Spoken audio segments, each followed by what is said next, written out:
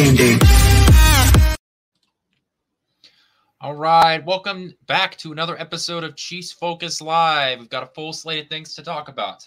We're going to just give our final thoughts on the Jets game, a controversy that is not really a controversy. We'll head out to the untamed lands of the AFC West with a little westward expansion, a little pretender-contender conversation. My name is Quentin Morris. We got our producer Thiz running the show, and now a guy whose glaucoma blocks my great sports takes, the old man himself, JP. Fuck off. How's everybody doing tonight? Good. I think,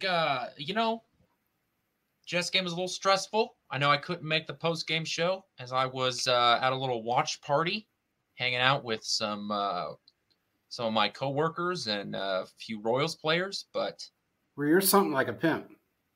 Well, I wouldn't say that. Well, you got the beard for it. Yeah, that's good. That's cool, man. Shit. I mean... Here we go again. Shit. Here we go. Well, that was an interesting game, man. I mean... way more stressful than I thought it would be. It wasn't at the beginning. No. Good enough 17-0. You're standing there around like, that's the way it's supposed to be. And then they slowly climb back. Patrick Mahomes has an un-Patrick Mahomes-like game. The last time he had a game like that, the Chiefs were not in a Super Bowl playing against the Bucs. And that was the first time in the Patrick Mahomes career that he had less touchdowns, less passing yards, and more interceptions than the quarterback he was going up against. Yes. Even going back to his college days. Yeah, it was weird. I watched that game from, live, and then I also watched the All-22 on it. And the one thing that I noticed, barring any bullshit holds that went on, the Jets ran a lot of stunts. Yeah, they did. And those stunts stunted us because we didn't know how to react to those. And I think that was part of the problem. They adjusted very well in the second half with those stunts. Yeah, I'm happy you brought that up. There was a couple of times where you had the left defensive end almost pulling like a guard. Yeah. And going all the way to the other side of the defensive line. That shows the speed, the just pure athleticism and talent that the Jets have on that defensive line. You cannot do that with many players in the NFL, but I'm glad you brought that up. That's a great point. Yeah, it's crazy to think that, we talked about this, and I know I brought this up on the show that I was a little nervous about their defense because I thought they would come out full bore, given the fact that they're playing the champs. I also didn't think they were going to, keep it that close, but they did come out full bore. I will say this, Sauce Gardner is raw. People can say what they want, but he makes a lot of mistakes. And his mistakes he's very handsy, which I'm okay with an aggressive CB defensive back, even a safety to a degree. But he's a young guy that really, he shows his frustration very quickly. Yeah. And that hurt them on a couple of different occasions, but it's not just us. He's done that with, everybody he's played. So it's something that they have to clean up, and which I don't think they'll have a problem doing. I like what this says. Those stunts that the Jets ran makes me excited to get Minihue back, and I agree with you there. There's no doubt there's no arguing that. He can now practice with the team. Yes, he can. So he is now officially back with the team, but he can't play for another 2 weeks. Correct. But I will give them credit. I'm going to give Zach Wilson all the credit in the world because, look, man, when he came out in the opening drive, when he was sitting on the sidelines for the opening drive, it looked like he was staring at ghosts. He was scared to death. You could see it in his face. You could see it in his eyes. He did not want to play in that game. He was scared. At halftime, when they were down 17-0, he was really scared. But that little bit of momentum that we gave him really propelled his game through the second half. And I'm going to give him credit for that because he's one of those guys that he wears, his emotions on his sleeve. He takes everything that is said about him to heart, and it shows. And this is what he needed. He needed that bump, if you will, to get his game on track. I'm not going to complain about what he did. It wasn't the best outing, but it was his best outing, I think, of his career. It was 253 yards. At least for a while. Yeah. He'd been playing like crap for a long time. He had been getting called out by more than just the New York media market. There was a ton of pressure on his shoulders. And when it, mattered most, there were some opportunities for him to just give up, right? You're down 17-0. Everybody's been calling your name out in the media, talking about how trash you are. Nobody's giving you a chance in this game. And, you got lucky with a bad safety call. You get the ball back. You're driving down the field. You're throwing darts that I didn't know you had the capability of throwing. Unbelievable, man. And, you kick a field goal. You kick another field goal, you start to get back into this game, and I think it's good for the Jets moving forward. I don't know if they're able to do anything with it, but at the very least, it shows that, maybe there's still that talent in there and why you were picked second overall. I agree. He's had a rough go of it through his career so far. And, look, man, it's very difficult to be in the New York market and be a quarterback. It's difficult to be a water boy or a mascot in the New York market. Yeah. So for him to stick with it and then, fight with, put up a fight, I guess I should say, with the defending champions, one of the best teams in football, arguably one of the best defenses in football, my hat's off to him. Robert Saleh, there's times I think he's a good coach, and then there's times I think he's a terrible coach. He's just got a very strange personality and very weird mannerisms for a head coach.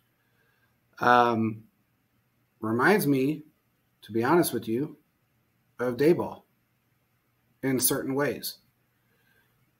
And I'll get into that later, but for the Monday Night Football game. But regardless, it was good for him to get that momentum going. I think it gave him a little bit more respect in the locker room. And I feel good about his game. I'm not going to complain about what he did.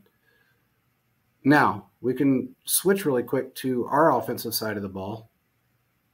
And it was a very strange game for Patrick Mahomes. He knew it himself. I don't know if he was having some kind of a issue, whether a mental block or what the case may have been, but he threw 2 interceptions to 2 separate tight ends.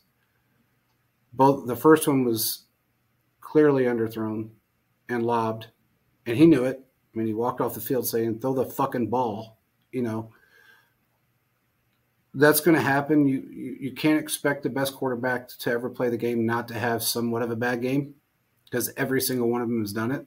Yeah, believe it or not, the man is the man. Exactly. Humans are human, and they're going to make mistakes. The thing that I took away from this game the most was that they double-teamed, triple-teamed Travis Kelce, and they didn't adjust the wide receiver core or the packages to make up for that. And I think that hurt them in the second half. It hurt them in the second half. What are your thoughts on that? Look, Patrick Mahomes threw 2 bad interceptions. That lob pass he threw looked like he was trying to shoot a basketball. Yeah. It was not. I mean, it wasn't good. Like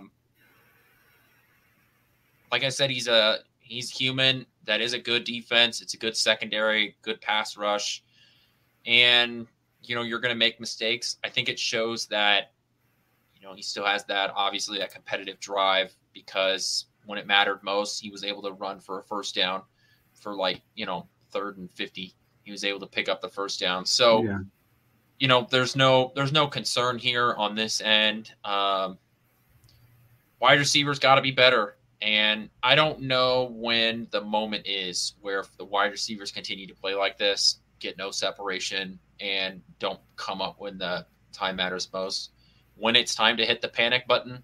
I know it's not now, but, we're halfway to the trade deadline. And if this continues up for another 2 or 3 weeks, I think that's when you might want to start hitting the panic button. Yeah, I agree.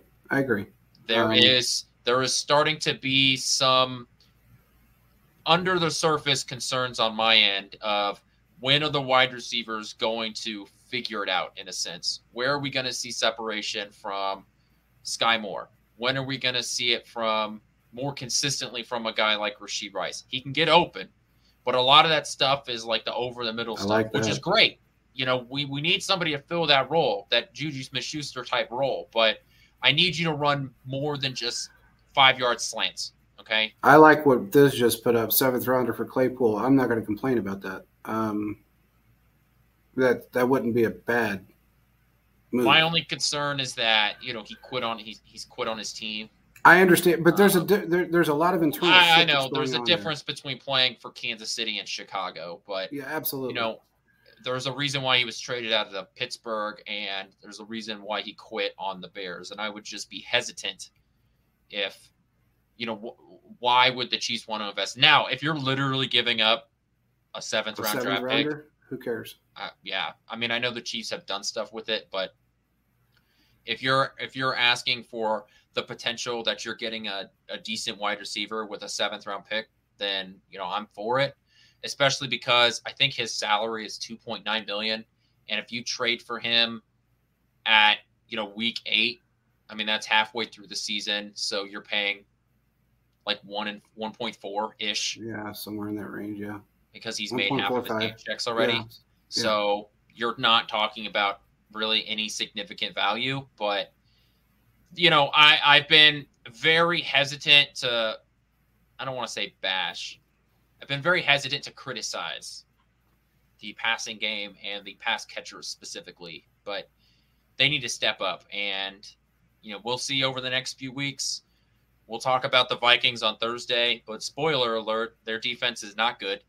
And if you aren't able to create separation or to show anything going into Minnesota, these conversations are going to keep going on. Yeah, I agree. Their defense has not shown up yet. I'm not going to say they're not any good. I'm just going to say that they haven't shown up yet. Now, I don't know if that is a product of coaching or if it's a product of player and coaching or if it's just the players. All I know is that sometimes, they did do some rebuild on that defensive side of the ball with Minnesota. And I feel like sometimes, as we've seen with us, it takes time to gel. One thing I will say is that Kirk Cousins, although I like him very well, I see him making some costly mistakes with our CBs. Yeah, and we'll get more in depth with that on the Thursday show. Absolutely. Let's talk about the controversy that came up. Let's just head to I know Thiz has the tweets from Sauce Gardner if you want to put those up. The first thing he tweeted out, which is the tweet that he actually deleted, was one about Taylor Swift. He said, LMAO, maybe if I was a Swiftie, then never mind. And this was, just trying to take a stab at Travis Kelce, I guess, because now the big hot take around the NFL and people is that the NFL would never let the Chiefs lose while Taylor Swift is in the audience. It's so stupid. And then he followed that up with another tweet, just trying to excuse, what he did. It was holding. If it wasn't a hold, then it was at least illegal contact because they were making a ton. He was hitting MVS a ton on that, deep throw. And like we brought up earlier, look, Sauce Gardner is a handsy corner. Very handsy corner. We saw it firsthand here in Kansas City. with Rashad Breeland. Yeah. Good corner. What was just very handsy. And sometimes you pay for that. Now, Sauce Gardner is a much better corner than Rashad Breeland was. But that's the risk you take by being a handsy corner. And it was a hold.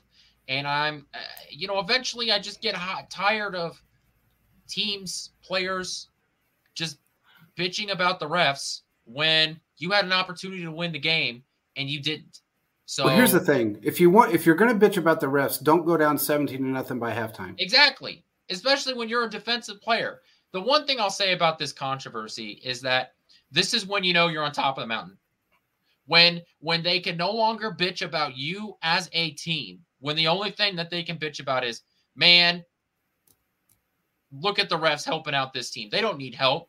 It's exactly loser this, mentality. loser Absolutely. mentality. Absolutely. Just as a Chiefs fan, just accept it that as long as 1-5 is throwing the football around, this is what you're going to get. Because at a certain point, the only thing that they can complain about is the guys wearing the stripes and not the guy wearing red. Okay, there was a play when Mahomes scrambled. I think it was the long scramble. And on the left hash mark, the defender was basically doing his best Karate Kid impersonation. And he was face masking. And they kept saying it was a hold that the refs missed. I'm trying to remember who it was. It may have been Trey Smith that he had a hold of. Or not Trey Smith. Trey Smith. It may have been Trey Smith he had a hold of. But he had his – look, there's rules in the NFL when it comes to holding or not holding. Some of the rules are based upon a ref's decision. It's not really it's just a decision-making process on the field. They can either make the call or they don't have to. If that penalty, if you look at the play, and I have it on Twitter right now, you can go and look at it right now. I've slowed it down on all 22. First of all, the defender had his right hand, and you couldn't see it because he was so close to Trey Smith, but he was pulling him towards him at first.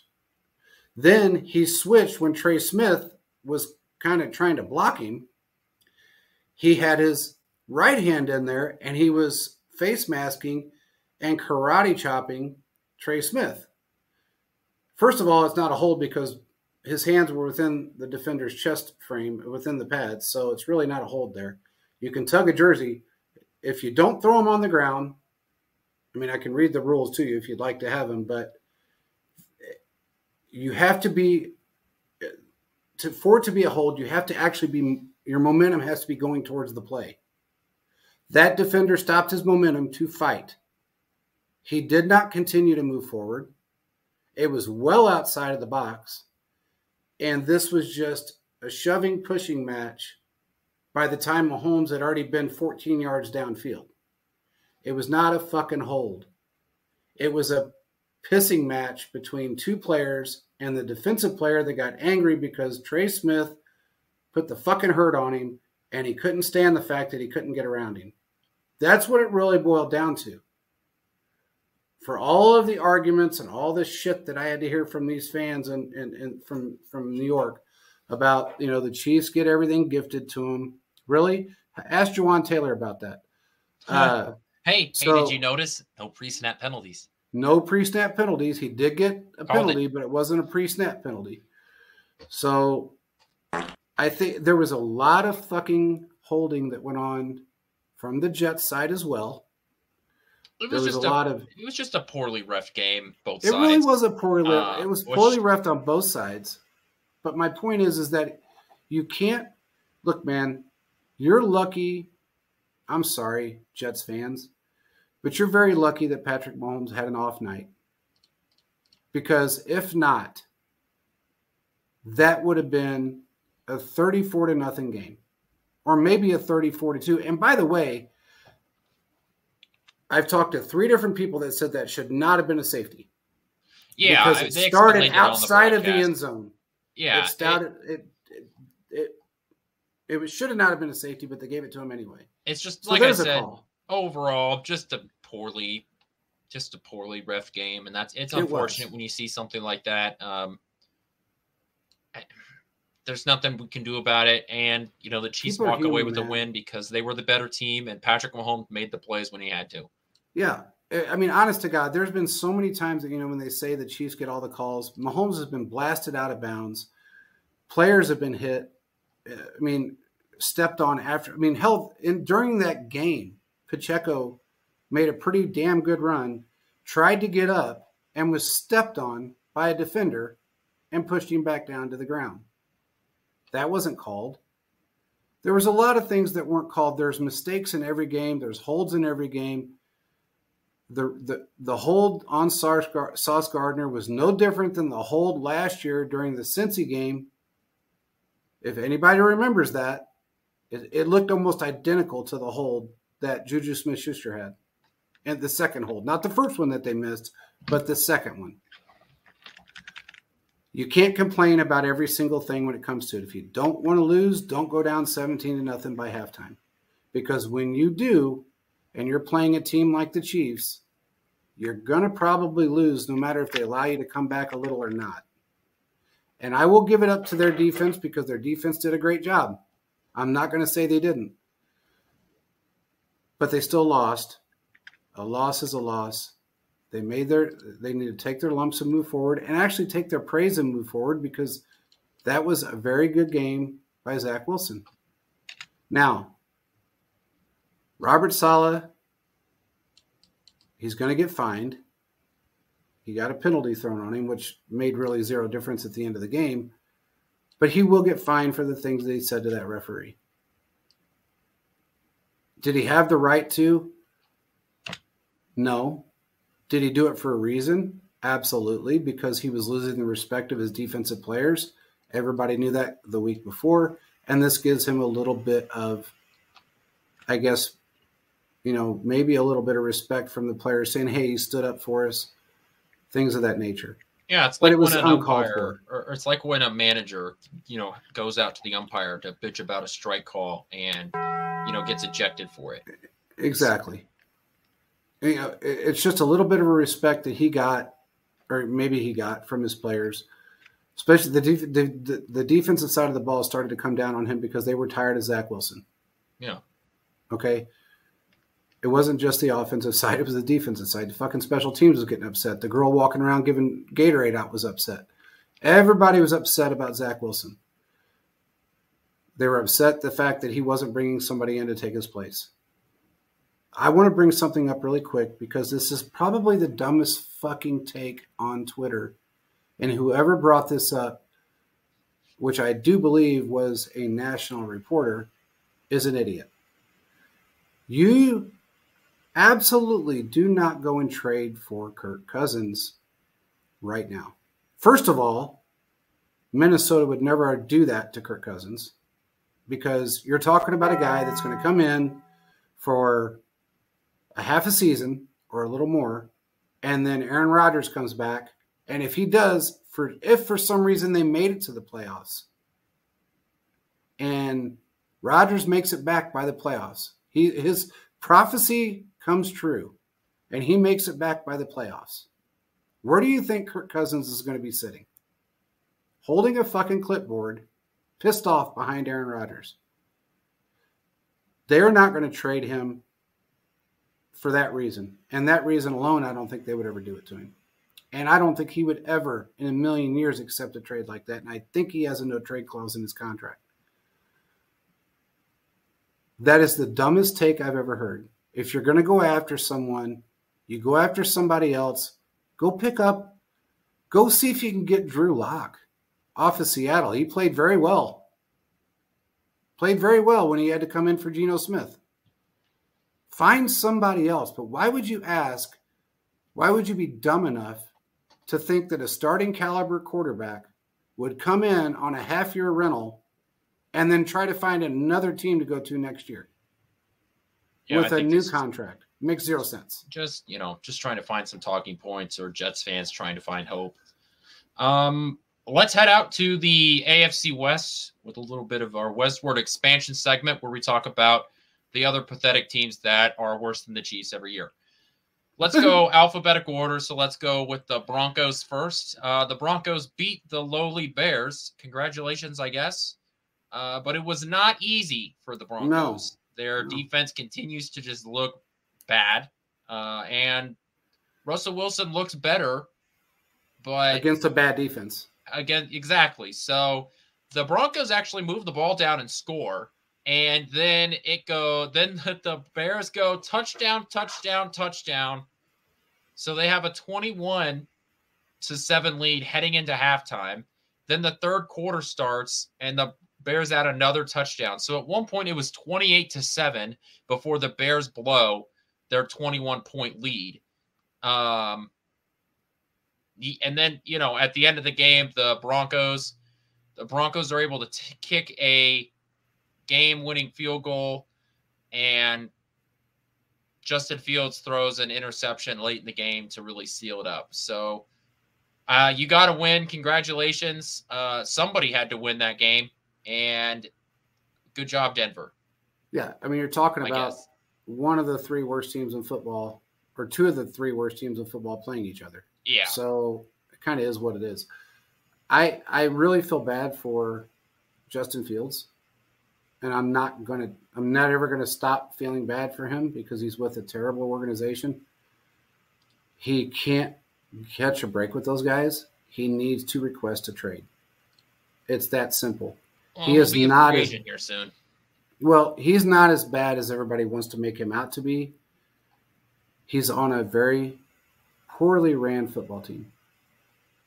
There's nothing else nobody's going to convince me any other way, anything else. That's what's going on with him. He makes good plays when he has the opportunity to make good plays. They traded away one of his best wide receivers. He just doesn't have the tools, and he's not given the tools to succeed in that system. People says he can't see wide receivers downfield.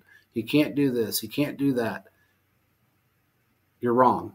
He absolutely can. He's in a bad system with a very bad head coach.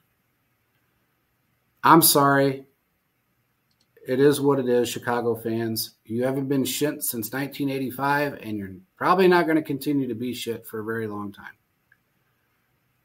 Very, very. What's up, Philip? I think that it's just one of those things that two teams that played each other that were both bad.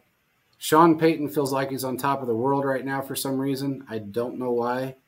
I don't feel like he should. I don't like Sean Payton. I will never like him again. I didn't like him when he was running the score up on people 5 years ago, and I definitely don't like him now. So if that's the last game they win the rest of the season, it's not going to hurt my feelings a bit. They just continue to prove us right and everybody else wrong. Yeah, what's crazy is that defense was like the good part of the team last year, and now it's gone to absolute crap. Yeah. And when they traded away Bradley Chubb last year to Miami, you were like, okay, where are you going to get your pass rush from now? And I think that's their biggest problem is there's no pass rush from the Broncos, and I think that's killing them. That quarterbacks can just sit back there and they have an hour and a half to make a throw.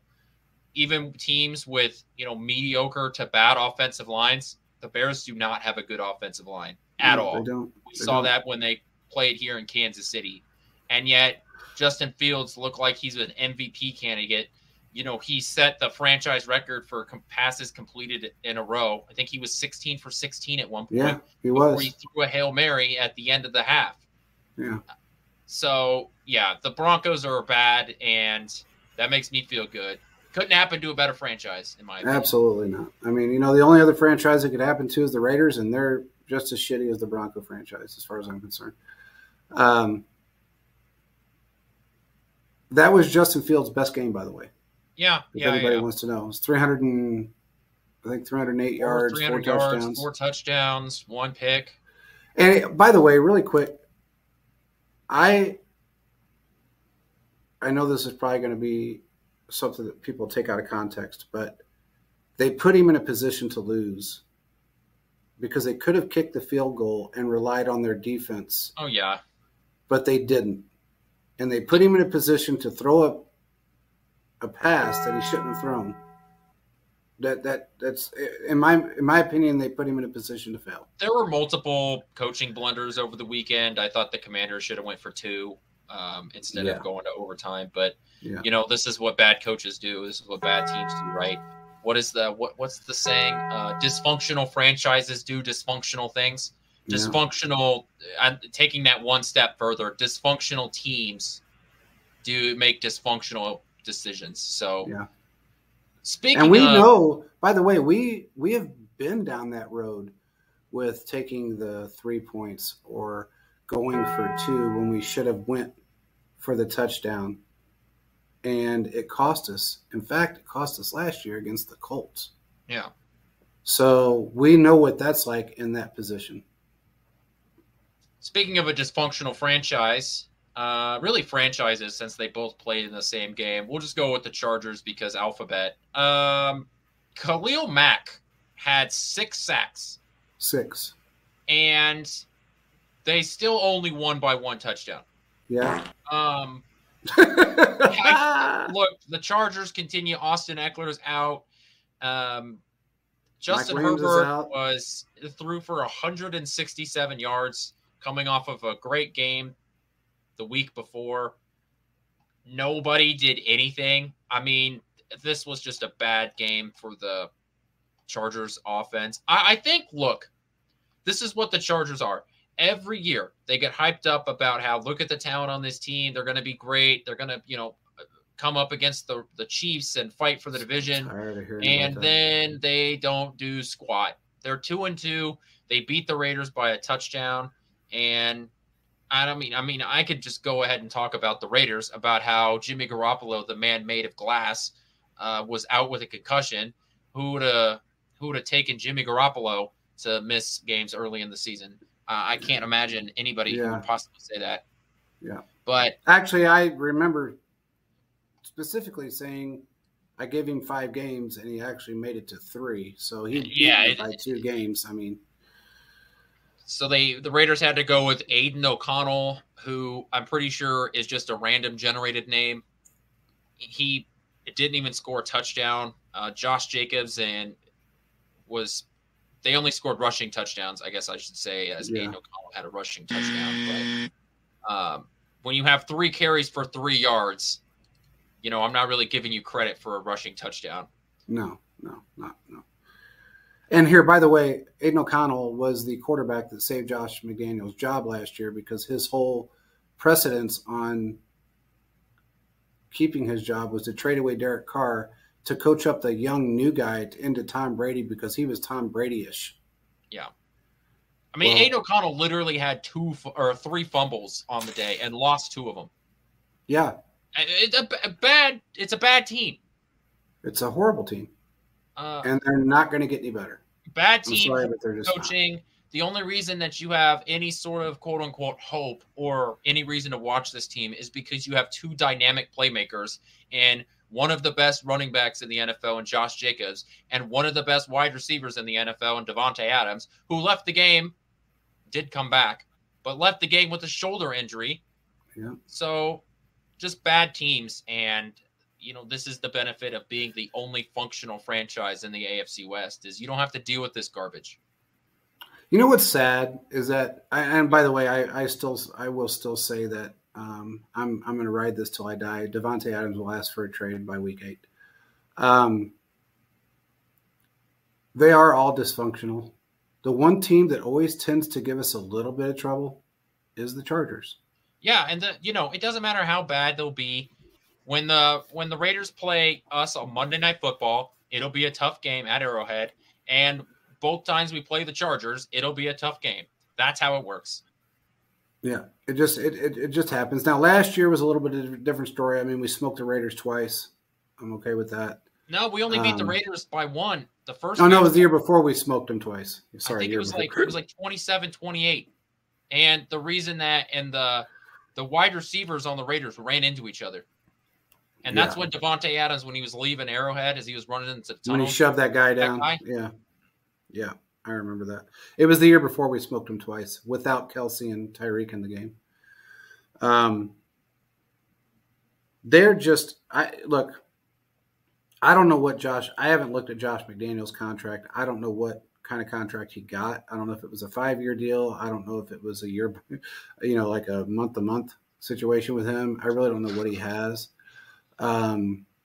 But if he's on a month-to-month lease, great for the Raiders because I don't see him lasting much longer. Look, man, if they end up winning 4 games this season, maybe – if they're lucky 4 games, 5 games this season, he's not going to be back next year. I just don't see it happening. Now the fact that Brady was approved to be a minority owner, maybe he will. I don't know. We may still see Brady suit up this year. We just don't know what's going to happen. He may have to. They're running out of time and they're running out of quarterbacks. But I think it'd be a giant mistake if he did. Yeah. But regardless, they suck. And look, man, they have some talented players on that football team. And that's Isn't the this hard how part. we expected the AFC West to be? Chiefs to a degree, yeah. 3-1, Chargers 2-2, and the Broncos and Raiders have fighting for dead last. And exactly, they're in the tank bowl together. Yeah, yep. It's sad when I look at some of these talented players on teams like this, just simply because these guys deserve to be on a winning team. They deserve to be with an organization. Put that comment away. I don't want to even.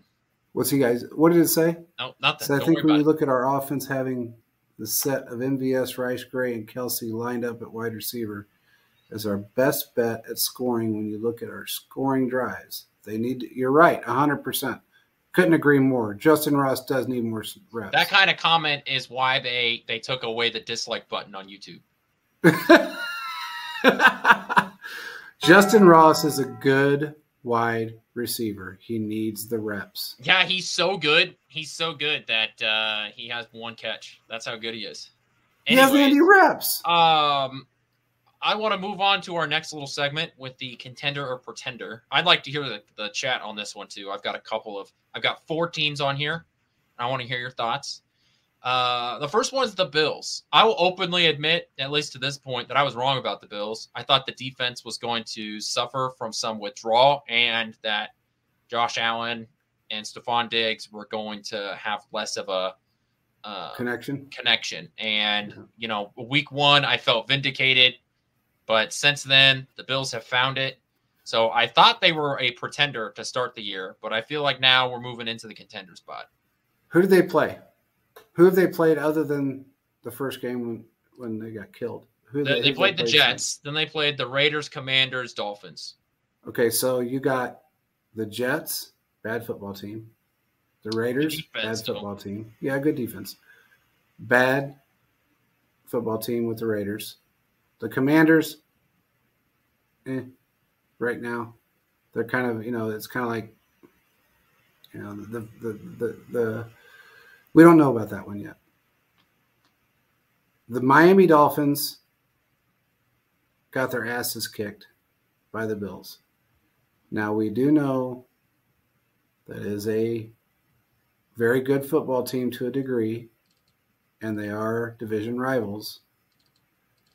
But I think the Bills in that division are a contender over the Miami Dolphins. Right now, that's how I see it. Yeah, I think I got to move them back into the contender spot. I know that you don't get to choose who you play, but I think the Bills, after the fumble that they had in week 1, I know you aren't facing elite teams this early in the season, but you've handled business. You put up more than 30 points for 3 weeks in a row. I mean, you put 38 up on the Raiders, 37 on the Commanders, and 48 up on the Dolphins. I don't care who you're facing. If you're able to put up that many points in back-to-back weeks, that tells me that your offense is clicking. And you only allowed 10, 3, and then 20 points on these teams. So your defense is playing well. Your offense is on fire. I think I got to move them back in the contender spot. For now, yes, that's where they belong. All right, moving on. My next team is actually the Dolphins. Contender or pretender? Right now, I'm going to say pretender. I think they played a very bad football team with the Broncos, and they It was a statement game because a lot of coaches are going to be doing that to Sean Payton. When they get the opportunity to, they'll do it. But I don't believe that they are set up at this point to move through this season with their schedule and be a contender. Not after what just happened to them by the Bills, one of their division rivals, that they should know better than that.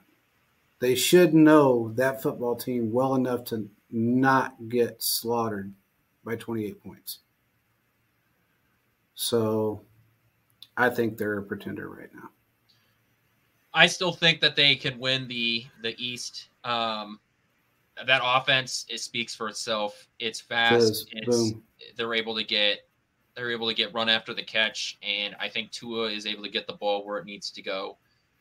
That Vic Fangio defense, I was definitely higher on it before the season started than I am now. I don't think that they've really settled into that new scheme. I still think the Dolphins win the division. I mean, you have one loss, and yeah, that loss is to the Bills, but you're going to face them again later this time. I don't know when they played them exactly, but you still got games against the Patriots and the Jets. You're not a first place schedule, so you're going to get easier games. Thank you, Thiz. Thank you. I've been saying that for years, and everybody said I was fucking nuts. He's absolutely a fraud against great quarterbacks. And he's old school mentality. His old school mentality hurts him more than it helps him. He doesn't change with the times. I agree, and I agree with your other statement that it's a lot of flash and not enough substance. I agree with that as well. If you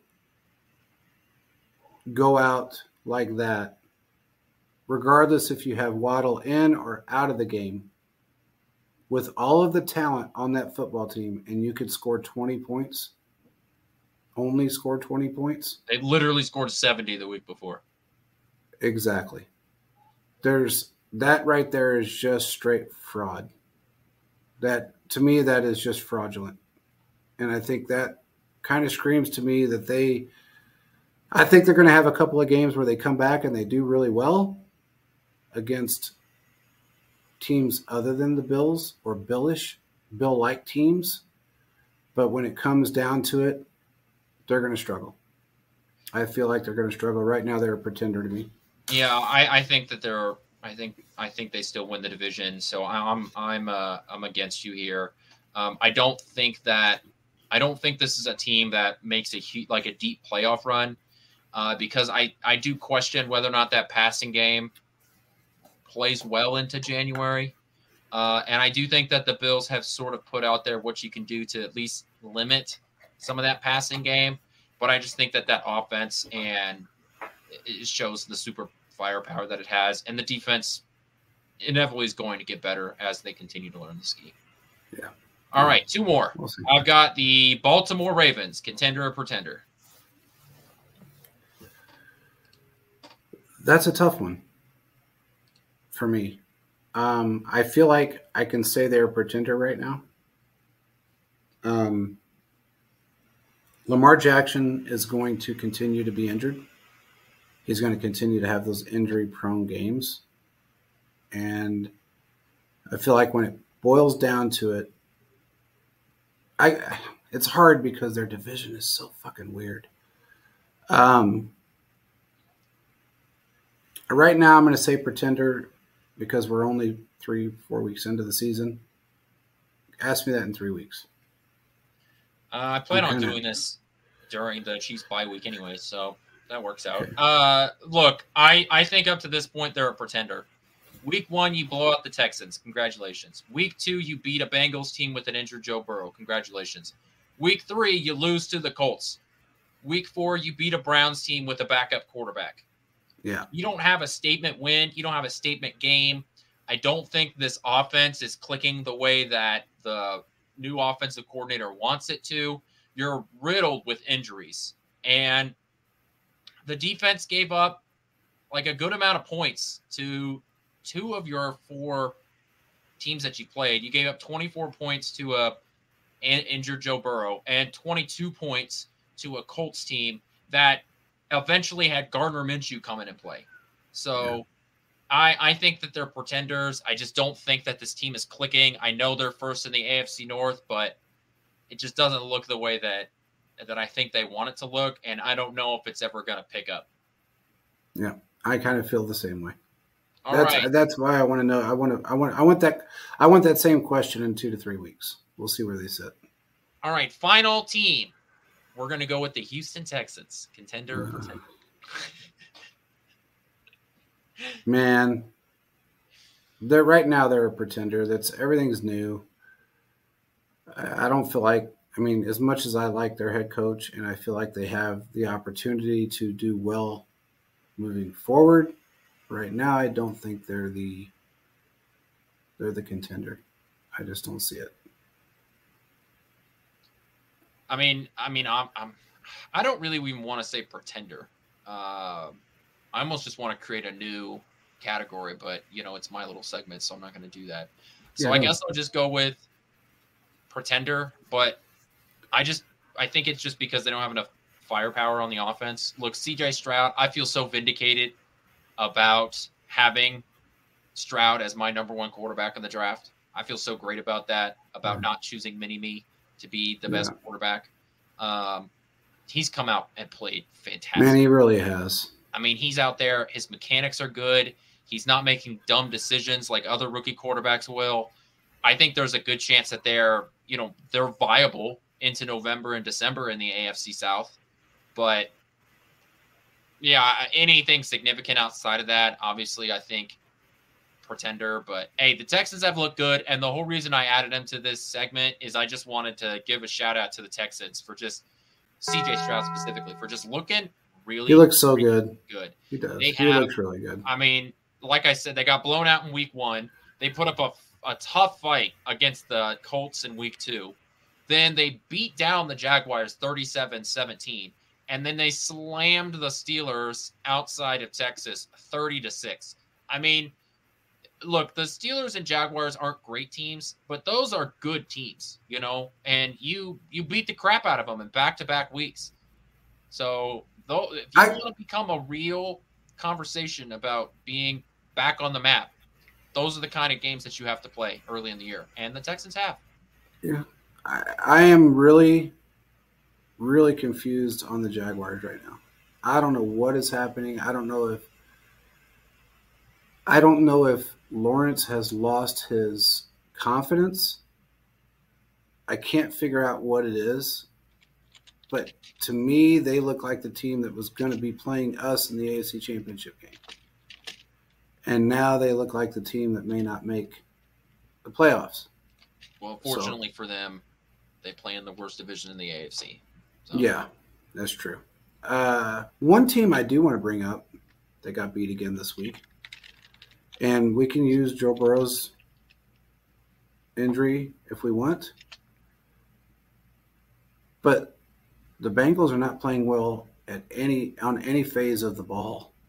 They're just not playing well. Jamar Chase had a little something to say about that. Roll it, Diz. Roll it. Okay, well, look, obviously Joe Burrow's injury is a huge deal, and it was a mistake. I'm open. I'm always fucking open. Excuse my profanity. I'm sorry. So there you go. We're getting to the point now where the team's getting frustrated. You have a star wide receiver in Jamar Chase who feels like he's not getting the ball. And the reason you're not getting the ball is because your quarterback cannot step into his throws. And Joe Burrow does not have, a cannon for an arm. He's always been a very precise guy. And that's not a shot at Joe Burrow. That's just the truth. Joe Burrow needs to step into his throws like a normal human being in order to make his throws. So when you take away his ability to step into a throw, you're not hitting those deep passes. Joe Burrow has looked pathetic. They scored 3 points for the second time this year. We're in week 4. That means half the games he's played in, he scored 3 points. Oh, by the way, they have a 13.9% chance of making the playoffs. Right? Yeah, they've looked pathetic. I think that at this point, you need to bench Joe Burrow. Because they need to make that decision and just fucking do it instead of playing games. And it's affecting the team. It's affecting the gameplay. And it's going to eventually affect him. It's going to affect him. You're only going to hurt yourself more. Yeah. If good thing he he tears signed an that contract Achilles, already. he's screwed. If he tears an Achilles, yeah, we better hope his contract has a very large injury guarantee in there. Because if he tears that thing, which can very well happen with the injury that he has, oh, man. I know I saw someone went that their conspiracy theory is that they're looking to tank this year so they can cut or not re-sign their wide receivers and draft Marvin Harrison Jr. so they can go back to having, back-to-back great weapons on their offense again. Well, here's the thing. If that was the case, which I'm not saying it's not. I mean, look at Cincinnati. Who knows what the fuck they'll do? But They eat Skyline chili, for God's sake. yeah, that's ass in a fucking bowl. But anyway, if you're gonna tank and you're gonna make a decision to do something like that, when you have Jamar Chase, which is arguably a top 10 wide receiver in this league, maybe top 8 wide receiver I in would this say league, top 5. and even top 5, then you're stupid. I mean, look, man, we have talked about this numerous times. If you make a decision to give your quarterback 30% of your cap space, that's on you. You made that decision. You made that fucking mistake. I'm sorry, but he's been to the Super Bowl on a very weak schedule and beat us by 3 with some really bad calls, and he lost to not a great Rams team at the time. So, in my opinion, a lot of these quarterbacks that are getting these giant contracts, $60 million, $62 million, $65 million, they're unproven quarterbacks that are getting paid ungodly amounts of money that are actually hurting your football team in the long run, because you cannot sign quality players to help them. Nobody has the luxury of having a quarterback that can make everybody better, other than one football team in this league. And we talk about that football team on our show. No one else has been able to do that so far. They've tried, but they've failed. We're in a unique position. They are not. So to pay him $65 million a year for him to regress, and I understand he has an injury, and that if they hurt him worse with this injury by allowing him to go out there and play, they deserve their lumps. It's that simple. Protect your fucking investment. It reminds me of what the Browns did to Baker Mayfield a little bit. Yeah. When he hurt his shoulder and, they just kept playing him despite the fact that he obviously wasn't the same. Now, obviously, the Bengals aren't going to move on from Joe Burrow at the end of the year, right? But they don't have much of a choice. They can't, but yeah. But I don't know. I mean, it's just a bad decision, and the Bengals look really bad. So they do. It's their coaching. Their head coach looks bad. Their ownership looks bad. Joe Burrow looks stupid for going out there and doing it. Yeah, and you're wasting another year of your career. I hope the injury doesn't get worse, and you just look pathetic out there. Yeah, you absolutely look pathetic, and that's absolutely correct. He's not a brick house like Josh Allen. He's his rookie season, he couldn't play because of his leg. So why continue? I'm sorry, but he's not the biggest guy as far as stature is concerned. Yeah, he's got a little height on him, but he's not a monstrous, strong built guy. In fact, you look at Lamar Jackson, and if Caleb was on this show, he would tell you I've been saying this shit since his rookie season, that this is what we were going to see with Lamar Jackson moving forward, because he wasn't an accurate passer at the time, but they kept pushing him to run the ball with those skinny chicken legs. No offense, Lamar. A DB is going to take you out at some point, and they've done it 4 times now in the last 3 years. He has had a leg ankle injury. You have to build your team to protect your asset if you're going to pay that asset stupid money, especially an unproven asset. And right now, Josh Allen, Joe Burrow, Lamar Jackson are all unproven assets. The most proven is Joe Burrow because he made it to a Super Bowl on a very weak schedule. So if you're going to continue to make those mistakes as an organization and as a coaching staff, then you take your lumps when he's not out on the field for a year. Because ask the Jets how that feels right now. I mean, is what it is. Something was brought up on our, and I noticed if anybody's watching, do you see the PSF up in the top right corner? That is the PSF app. Sean Salisbury has created this app. Make sure you download the app. It is one of the best game casts that you can possibly want to be on and be involved with, simply because it's built for the fans. You have commentators, you have video, you have audio. You can say pretty much whatever you want to a degree, and you're not regulated. It's a great thing. Have a lot of fun with it. It's continuing to grow every week, week in and week out. It's getting better and better. Pretty soon, we're going to have it where we're going to have the games being played on this app. It will be on computers, and eventually it'll be on TV. So make sure you get in early, because when you get in early, you get the best of both worlds. When you get in late, you might have to pay. We talked about this on that app during the game, and during a lot of games actually, but when you look at what, like with Patrick Mahomes, that was the most pressure he had been under at all this season because of the stunts that they ran, a lot of holding, a lot of neck grabs, a lot of things that weren't called. But regardless, that was a lot of pressure he was under, and our offensive line wasn't really prepared for that. We have one of the best offensive lines in football. If you look at the Cincinnati Bengals, who have not one of the best offensive lines in football, and then you have OBJ, Orlando Brown Jr., that is famous for letting people by, and he's injured, you're taking a risk that no one in their right mind would take at this point. And I think it's time. They should have put him on IR, is what they should have done.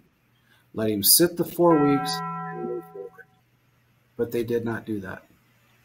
This reminds me, again, of what you said, and it also reminds me of the Justin Herbert situation when he broke his cartilage off of his ribs and continued to play, not just during that game, but the week after, and the week after, and the week after. That is a terrible organization that puts your quarterback in that position. No matter how you look at it, that's not something you should do. We are in a unique situation because Mahomes can play through a bullet wound. A lot of guys cannot. So you have to take that into consideration. Quit trying to be like someone else and be you. If you can't be you, you're never going to make it in this league, and you're never going to see a Lombardi. There's a big empty trophy case that says "Wear Day" all over it. And it's going to continue to say "Wear Day" until they get their shit straightened out. That's all I got to say about that. But with that being said, all in all, I'm not complaining about the game. We needed it. We really did need that kind of game. We went up against a team that we should have blown out, and we didn't. We started out blowing them out, but we made some mental mistakes. We relaxed a little too much. We weren't prepared for the stunts that they run because they've ran those stunts before, and we felt it. Now it's time to learn from your mistakes and move forward. And that's exactly what they'll do. What else you got, Quentin? That's it. That's it. Okay. Well, make sure everybody on here downloads the PSF app. Get on there. We're on there every Sunday. We're going to have, hopefully, we'll have RG3 on in the next few weeks to call the game. We had Boo Smith on last week. It was a lot of fun to have him on. He knows the game very well. Still waiting for his call. He did get a call from the Chiefs, which makes me happy. So I feel like by week 8, he will be playing for someone. Hopefully it is the Chiefs. Great punt returner. Good wide receiver. Great wide receiver, actually. But we're going to have a lot of good people on that app and a lot of fun. So make sure you join. When you join, just pick Chiefs fans. Follow Uncut Chiefs Focus. And you will be in for the long haul. And thank you, Sean Salisbury, for doing everything that you do. He's put a lot into this. So with that being said, we will talk to you guys again on Thursday. Peace out, everyone.